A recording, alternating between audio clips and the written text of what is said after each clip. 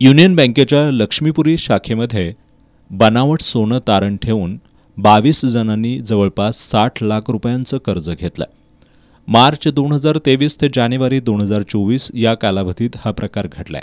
या प्रकरणी बँकेचे मुख्य व्यवस्थापक दीपक कुमार साह यांनी 22 जणांविरोधात लक्ष्मीपुरी पोलीस ठाण्यात तक्रार दाखल केली। या तक्रारीवरून बँकेचा व्हॅल्युएटर सागर कलगटगी याच्यासह 22 जणांवर गुन्हा दाखल झालाय। पोलिसांनी या प्रकरणी सागर कलगटगी याच्यासह श्रवण हळदणकर, गोपीनाथ शेंडगे, ओंकार शिंदे, सुजल शिंदे आणि तुषार जाधव यांना अटक केली आहे।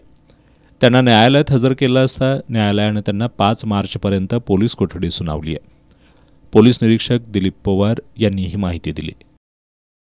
22 आरोपींनी जे सोनं जमा केलेलं आहे ह्या व्हॅल्युअर मार्फत म्हणजे सागर अनिल कलगटगी ह्या व्हॅल्युअर मार्फत ह्या 22 आरोपींनी जे सोनं जमा केलेलं आहे ते सोनं बोगस आढळलं म्हणून आमच्या पोलिसांना तक्रार दिल्यानंतर आम्ही पोलीस स्टेशन येथे त्याबाबत गुन्हा दाखल केलेला आहे आणि गुन्हा दाखल केल्यानंतर माननीय पोलीस अधीक्षक श्री पंडित साहेब, आमचे माननीय DYSP श्री टिके साहेब यांचे मार्गदर्शनाखाली आम्ही आज काल रात्रीच 6 आरोपींना अटक केलेली आहे आणि इतर आरोपींचा सुद्धा आम्ही शोध घेत आहोत आणि पुढील तपासात आम्ही ह्या व्हॅल्युएटरसोबत आणखी कोणी आरोपी आहेत का किंवा इतर कोणत्या आरोपी आहेत का याचा सुद्धा तपास आम्ही करणार आहोत।